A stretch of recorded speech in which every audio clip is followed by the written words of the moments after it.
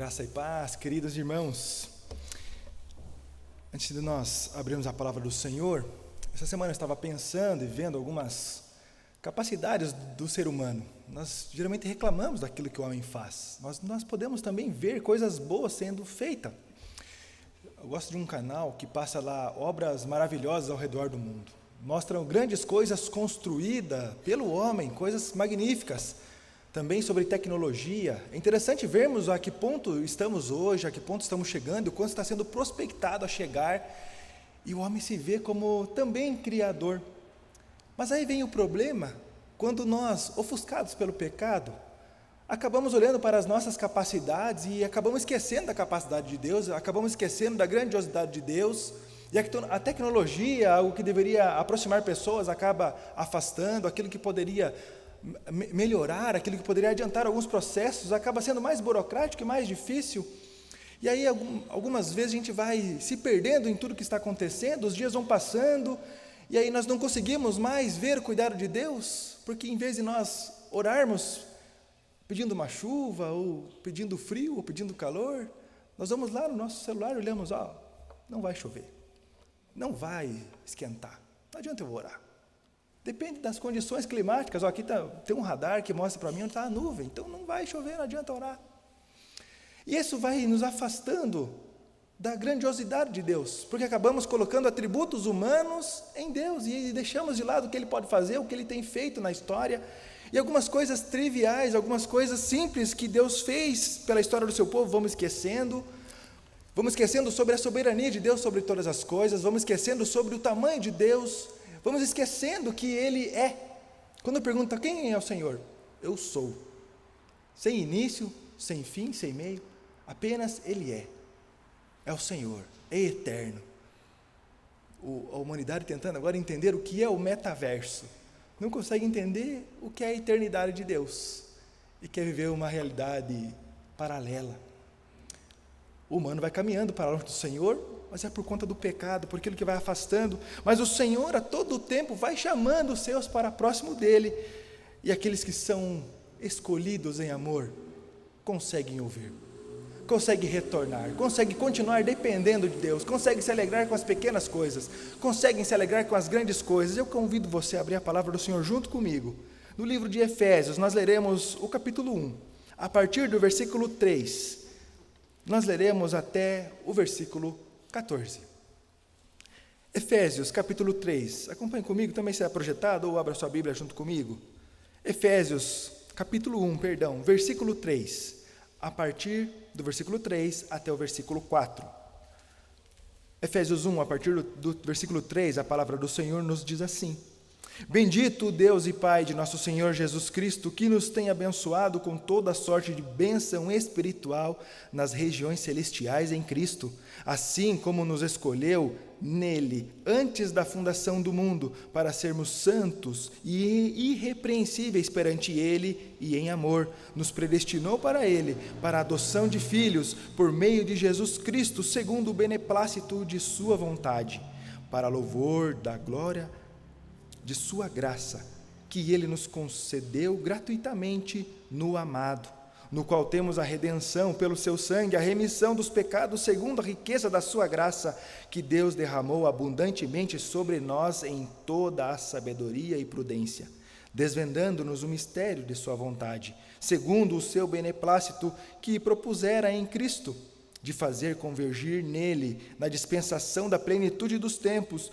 todas as coisas, tanto as do céu como as da terra.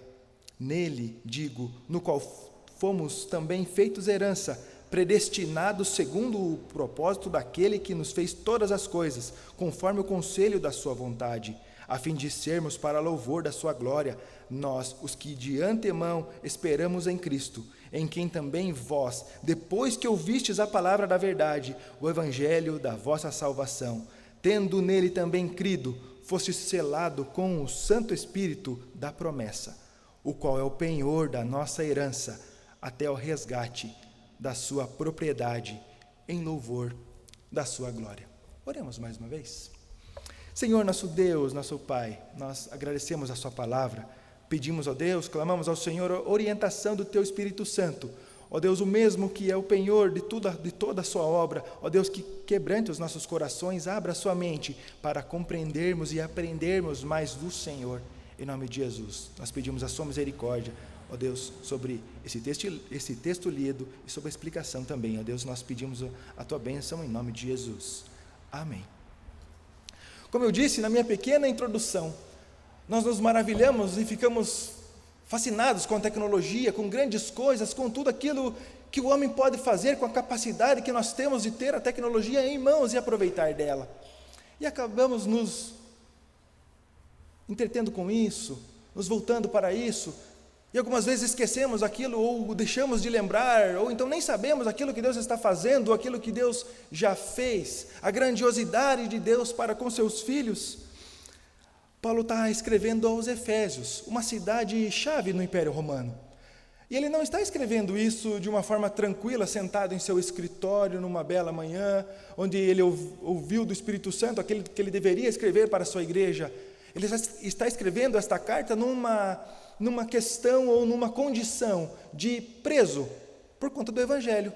Por não ter renunciado a Cristo, ele está lá preso em uma prisão domiciliar, e cuidando da sua igreja, cuidando do povo de Deus, e nós não vemos murmúria, nós não vemos lamentação, nós não vemos uma reclamação sequer, mas nós vemos durante todo o capítulo, ou todo o texto de Efésios, do livro todo, alguém maravilhado com a obra do Senhor, alguém feliz com a obra que Deus tem realizado, com o chamado, com a salvação, e esse texto ele está nos escrevendo maravilhado sobre a predestinação, sobre Deus nos amar a ponto de nos escolher antes da fundação do mundo.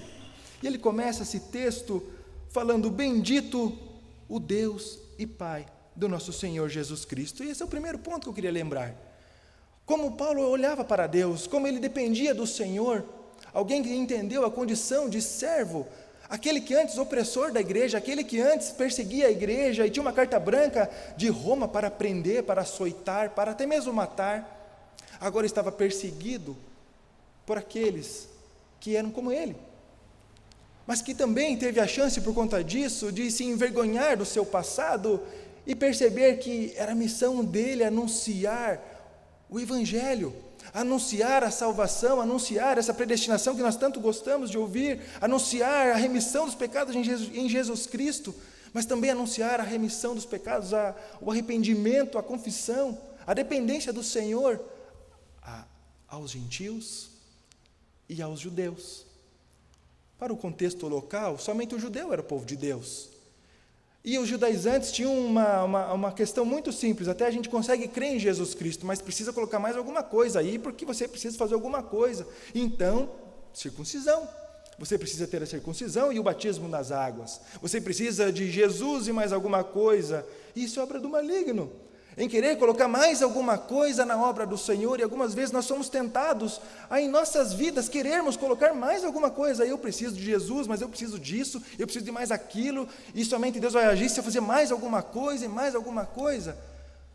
Enquanto Paulo estava saciado na misericórdia e no amor de Deus, estava saciado no poder do Evangelho de Jesus Cristo, sofrendo as consequências por conta disso. Então ele consegue falar: bendito o Deus e Pai de nosso Senhor Jesus Cristo.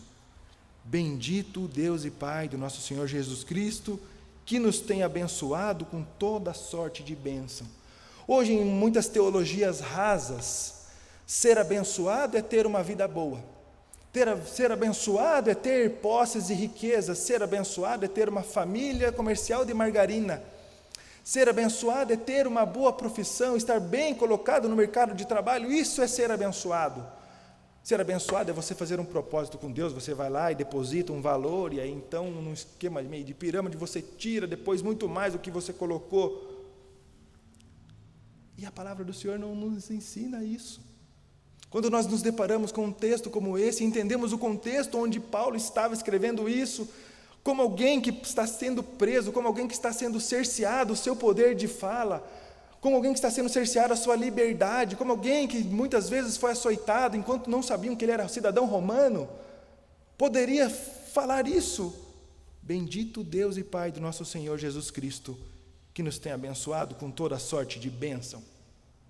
mas aí então a gente vai compreender. Sorte de bênção espiritual na região celestiais em Cristo. A nossa vida não depende das circunstâncias.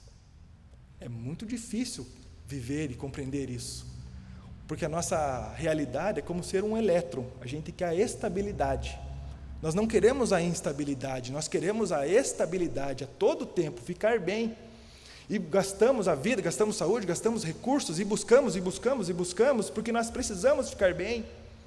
Mas ficar bem terrenamente e a saciedade no Senhor, e a saciedade na obra de Deus, e a saciedade em se contentar e ser um povo escolhido de Deus, e a saciedade de estar contente de desde a eternidade Deus gostar e amar de você a ponto de desde a eternidade colocar o seu nome no livro da vida, e desde a eternidade Ele te amar a ponto de entregar o seu Filho. Isso deveria ser suficiente para nós conseguirmos falar, assim como Paulo: bendito o Deus e Pai do nosso Senhor Jesus Cristo, aquele que nos abençoa em toda circunstância. Isso deveria ser comum no lábio de um povo de Deus. Isso deveria ser comum no lábio de quem crê em Jesus Cristo como o único e suficiente Salvador. Algumas vezes nós temos dificuldade com isso. Chegam dias de choro, de aflição, de angústia. Mas a saciedade deveria ser no Senhor. A saciedade deveria ser, assim como Paulo, conseguirmos estufar o peito e dar glória a Deus em meio à dificuldade. Está difícil? Glória a Deus. Isso é muito difícil, irmãos. É difícil quando nós olhamos para o terreno. É difícil quando nós olhamos para as circunstâncias que estão ao nosso redor. Talvez seja difícil quando nós olhamos o gigante que está se levantando à nossa frente. Mas quando é com Deus, não importa o tamanho. Esse amor é que Paulo compreendeu. E é esse amor que ele está tentando ensinar. Um amor que é eterno, é um amor que não é circunstancial. Um amor que não depende de nós querermos ou não. É um amor que não depende de nenhuma circunstância. É um amor que não depende do quanto nós sabemos. É um amor que não depende do quanto de dinheiro nós temos, do quanto de tecnologia nós temos. É um amor que é imerecido, que é de graça. Essa saciedade no amor de Deus. A satisfação do apóstolo Paulo está em reconhecer a bênção do Senhor. Bênção única, bênção primeira, pertencer ao povo de Deus. Entender isso, entender que ele pertence ao povo de Deus. A partir do versículo 4 ele diz assim: assim como nos escolheu nele antes da fundação do mundo, para sermos santos e irrepreensíveis perante ele em amor, nos predestinou para ele, para a adoção de filhos por meio de Jesus Cristo, segundo o beneplácito, ou segundo a sua boa vontade. Perceba como isso é maravilhoso, como isso já deveria ser suficiente para nós vivermos saciados, para nós vivermos contentes a todo tempo. Isso deveria ser suficiente se nós estivéssemos nesse momento preso, nós estarmos contentes no Senhor.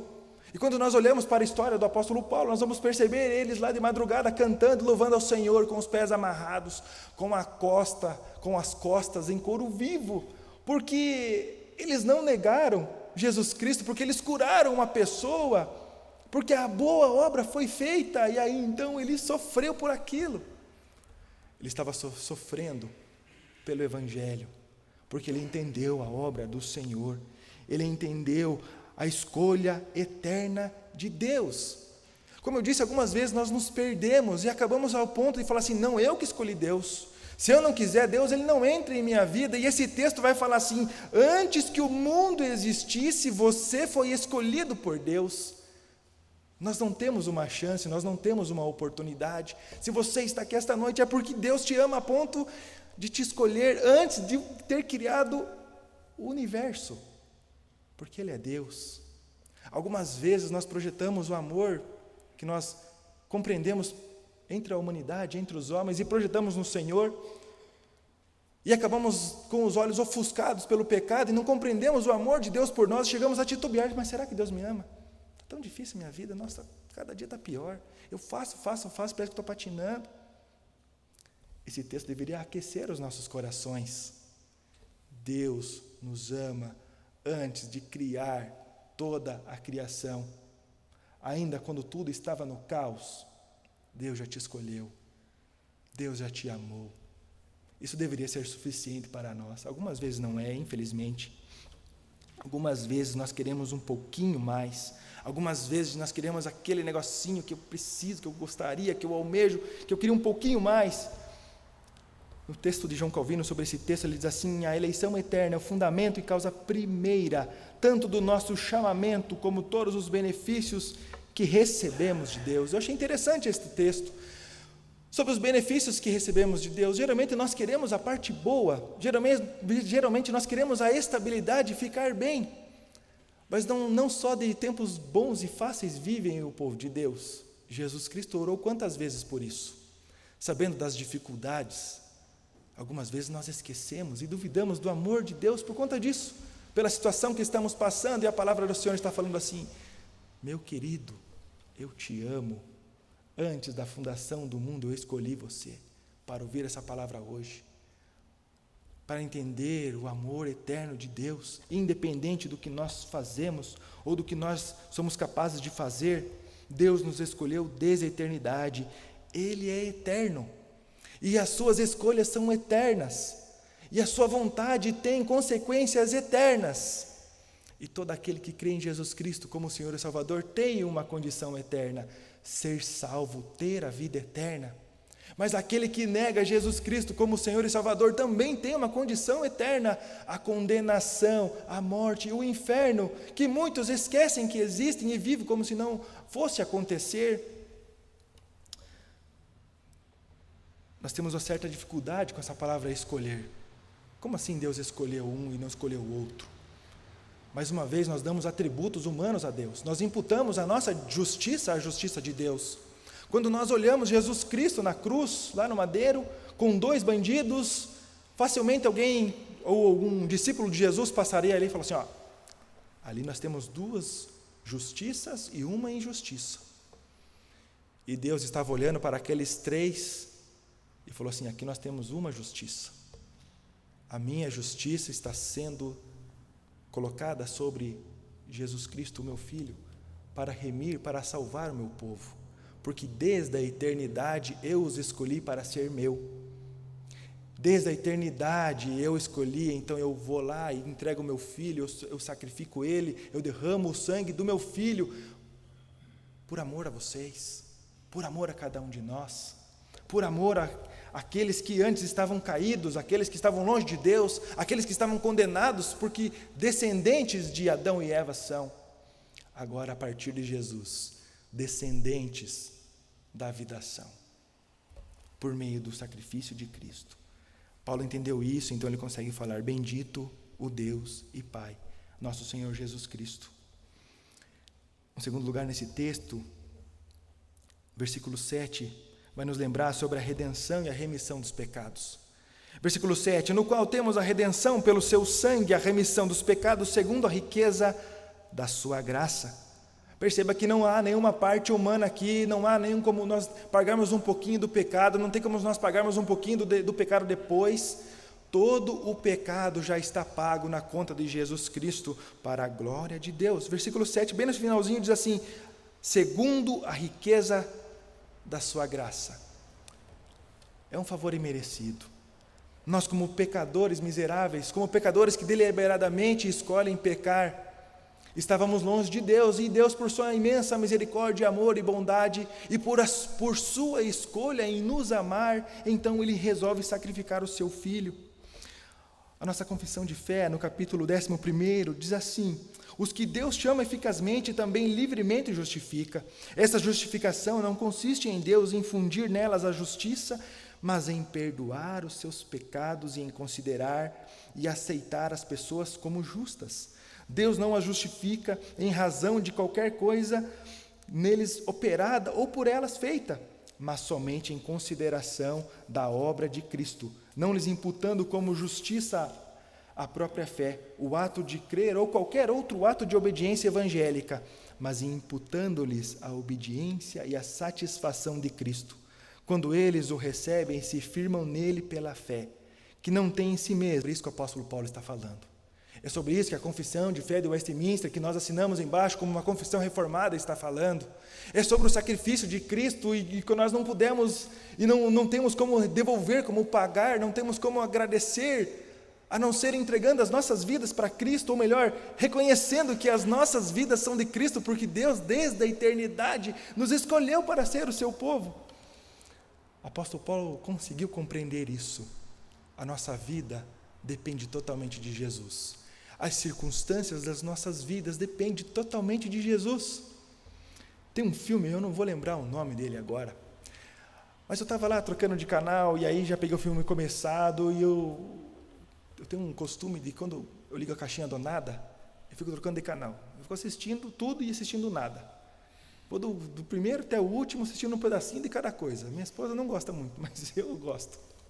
E aí, num desses dias, passando de canal, parou nesse filme, e aí então tinha lá um mocinho, que era o injustiçado que estava lá para morrer, e tinha alguém lá que por algum motivo estava condenado mesmo para morrer.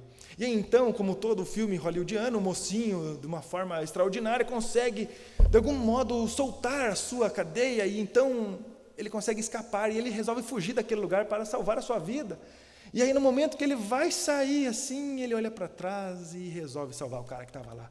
Porque os dois morreriam se ali continuassem. E então ele salva aquele outro homem, e ele fala assim: pronto, agora você pode ir, vai, segue o teu rumo. E aquele que estava lá e não tinha como se soltar, estava condenado à morte, fala assim: eu não tenho para onde ir. Você salvou a minha vida, então o mínimo que eu posso fazer, ou tudo que eu posso fazer para te pagar é te servir. A partir de agora eu sou o seu servo. Achei muito interessante, filme comum, tantos outros filmes têm cenas parecidas com essa, mas meu ouvido de teólogo me chamou a atenção sobre como Paulo compreendeu exatamente sobre essa mesma figura, de estar condenado, e de estar justamente condenado, e alguém resolver o salvar e tirar daquela condição de morte, de condenação, e salvar a sua vida. Pecadores miseráveis que somos. Todas as vezes que nós pecamos, nós devíamos nos envergonharmos e pedir perdão na hora.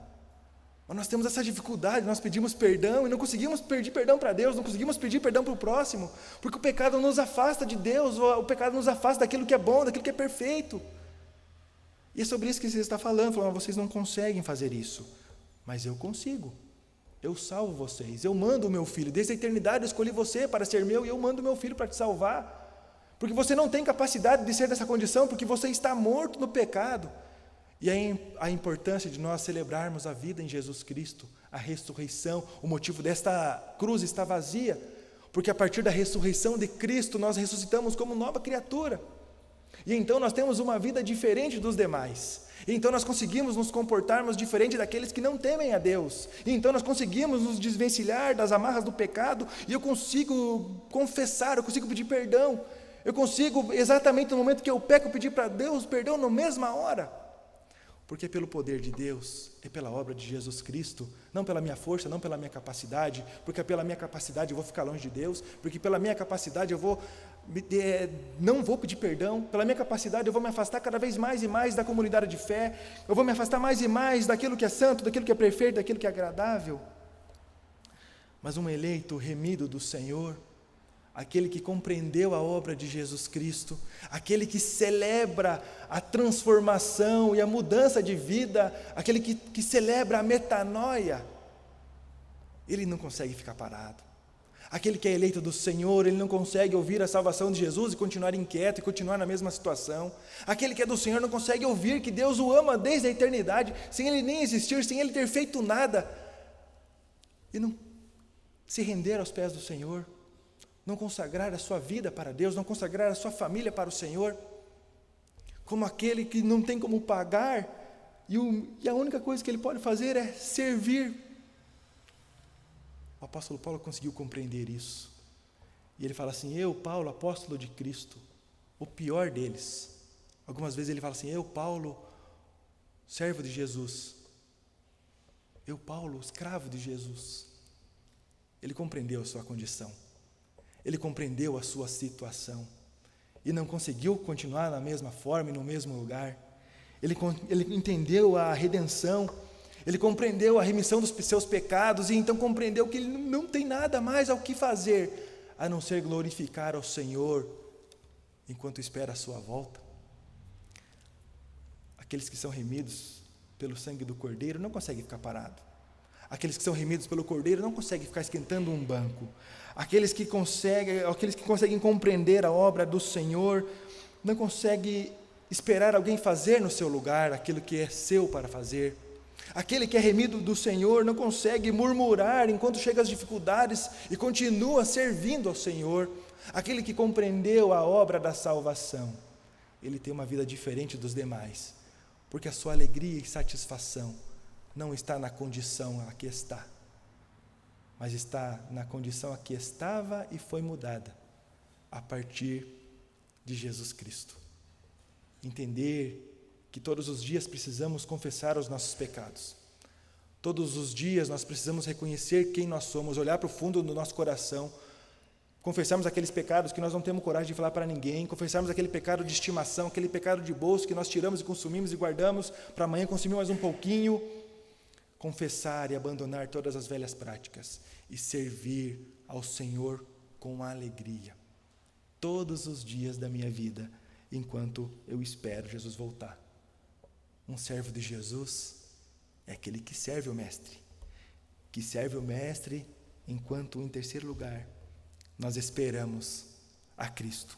A partir do versículo 11, ele diz assim: nele, digo, no qual fomos também feito herança, predestinados segundo o propósito daquele que nos fez todas as coisas, conforme o conselho da sua vontade, a fim de sermos para louvor de sua glória, nós, os que de antemão esperamos em Cristo, em quem também vós, depois que ouvistes a palavra da verdade, o evangelho da vossa salvação, e tendo nele também crido, fostes selados com o Santo Espírito da promessa, o qual é o penhor da nossa herança e até o resgate da sua propriedade, em louvor de sua glória.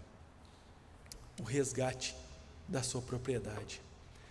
Aqueles que compreenderam a salvação, aqueles que compreenderam o Evangelho, aqueles que compreenderam que o Evangelho é Jesus Cristo, que o Evangelho é aquele que veio, morreu e ressuscitou em nosso lugar, aquele que nos ensinou como proceder, aquele que nos ensinou como orar, como ter um tempo de oração, como ter um tempo de devoção ao Senhor, aquele que nos ensinou a irmos e atendermos aqueles que são oprimidos, aqueles que estão enfermos, aqueles que estão endemoniados, a servir a toda e qualquer criatura, enquanto Ele não volta.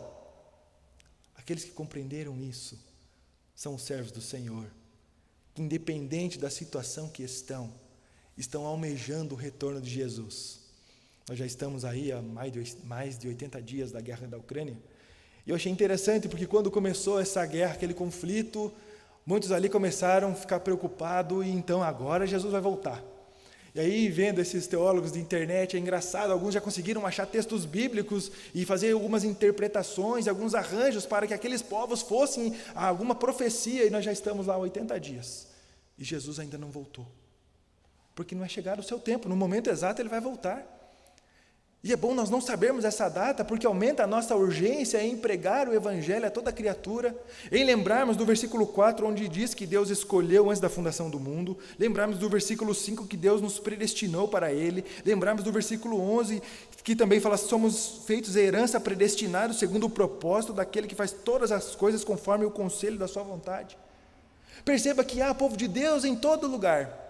Perceba que o povo de Deus está espalhado, e alguns entendem a predestinação como um bypass para o pecado. Eu posso pecar à vontade porque eu sou predestinado, eu já sou povo de Deus. E esse texto está nos ensinando ao contrário disso. Você não vai pecar, e quando pecar você vai se arrepender, vai pedir perdão, você vai pregar, porque temos homens e mulheres do Senhor que ainda não ouviram a palavra e que precisam ouvir, e que são amados pelo Senhor desde antes da criação. E que ainda não ouviram, que ainda não compreenderam esse amor eterno de Deus. É por isso que aumenta a urgência, porque o servo de Jesus, ele não olha a circunstância que está. O servo de Jesus, ele tem pressa, ele vai pregar o Evangelho, ele vai entender o amor de Deus para com ele, e vai querer repassar esse amor, ensinar para aqueles que não conhecem o que é o verdadeiro amor, não a sofrência, mas o verdadeiro amor, o amor de Deus Pai, e vai ensinar, e vai falar assim: eu tenho o remédio para as suas aflições, não a aflição terrena, talvez um pouco da terrena, mas a aflição eterna, a aflição da notícia da morte eterna, a aflição do pecado, a aflição do inferno. Muitos vivem como se o inferno não existisse. Muitos vivem como se não fosse ter uma consequência de não crer em Jesus Cristo. Muitos vivem como se tanto faz, é um dia após o outro. E a palavra vai nos lembrar que nós esperamos em Cristo, porque Jesus vai voltar para buscar aqueles que são seus, para buscar aqueles predestinados desde a eternidade. Deus vai buscar aqueles que compreenderam esse amor, aqueles que, assim como o apóstolo Paulo, vai entender que a sua vida, o centro dela é Jesus Cristo, e não vai conseguir ficar parado, não vai conseguir ficar quieto, e então ele vai anunciar, ainda que isso custe a liberdade, ainda que isto custe a seu poder de fala, a sua condição social, ainda que custe tudo isso, vai valer a pena, porque ele está olhando para o céu, para o novo céu e a nova terra, está esperando o retorno de Jesus Cristo. Então não é um rumor de guerra que vai nos afastar, ou que vai nos assustar, mas é lembrarmos que Jesus prometeu, e Ele deixou o Espírito Santo como fiador disso, falou assim: eu vou para o Pai preparar lugar para vocês, aquele lugar que desde a eternidade está separado, mas eu vou lá para terminar isso, e então eu volto, e enquanto eu estou lá, eu vou deixar do meu Espírito Santo, que vai convencer você do seu pecado, que vai convencer você que Deus ama você mesmo, e hoje eu estou aqui para falar isso: Deus te ama desde a eternidade, e quem convence é o Espírito Santo de Deus, quem nos move para perto do Senhor, quem nos move para uma nova vida, quem nos move para uma vida de abandono, de entrega das coisas velhas, e vivermos nova vida em Cristo, é o Espírito Santo de Deus. E quem a mantém, a esperança no nosso coração, é o Espírito Santo de Deus. Jesus está voltando, guarde isso no seu coração, não duvide, Jesus está voltando. Viva como Jesus fosse voltar amanhã, vá lá e prega Jesus para aqueles que você ama e que ainda não conseguiram compreender, porque se Ele é um amado de Deus desde a eternidade, Ele vai render as suas vidas aos pés de Jesus, assim como você hoje consegue falar: eu creio em Jesus Cristo como meu Senhor e Salvador. E se ainda não crê, hoje é mais uma oportunidade que o Senhor nos dá de crer em Jesus Cristo como Senhor e Salvador. Lembrarmos disso: quem salva é só Jesus, não há outro. Não tem um Jesus mais alguma coisa para ser feita, é somente Jesus Cristo, e todas as demais coisas eu vou fazer porque o Jesus me ensinou a fazer. A transformação vem pelo poder do Evangelho em nossas vidas. A transformação vem pela obra do Senhor que foi feita desde a eternidade. De nós lembrarmos que quando nós éramos substância informe, Deus já nos conhecia, que o nosso nome está escrito no livro da vida, que Jesus falou que aqueles que são dele, Ele não vai perder de maneira nenhuma, e Ele vai guardar. Essa deveria ser a nossa maior motivação, ainda que em dificuldades, ainda que presos, ainda que açoitados, ainda que balançando no barco da vida, mas com a vida totalmente entregue a Cristo, a dependência totalmente em Jesus Cristo, o nosso Senhor e Salvador. Jesus está voltando. Nós somos povo eleito, porque o próprio Deus nos assegura isso. O modo como nós recebemos essa notícia vai mostrar o quanto isso teve eficácia no meu coração, o quanto eu compreendi isso, o quanto eu estou vivendo isso. Se ainda não, o tempo oportuno é hoje. O tempo oportuno é hoje, para entendermos que nós somos escolhidos por Deus em amor. Que Deus muito nos abençoe, que Deus tenha misericórdia de nós, que a partir de hoje possamos ter essa certeza no nosso coração: nós somos amados pelo Senhor. Deus tem um plano para cada um de nós. Com certeza teremos aflições e dificuldades, mas Deus ainda assim, com tudo isso, vai continuar usando as nossas vidas, porque é para a glória dEle, não é para nós. Se fosse para nós, tudo ia correr sempre muito bem, mas é para a glória do Senhor. Nós somos amados pelo Senhor desde a eternidade. Convido os irmãos a ficarmos em pé. Nós faremos a oração final. E então nós oraremos o Pai Nosso, e impetraremos a bênção e cantaremos o tríplice. Amém. Vamos orar? Santo e eterno Deus, Senhor,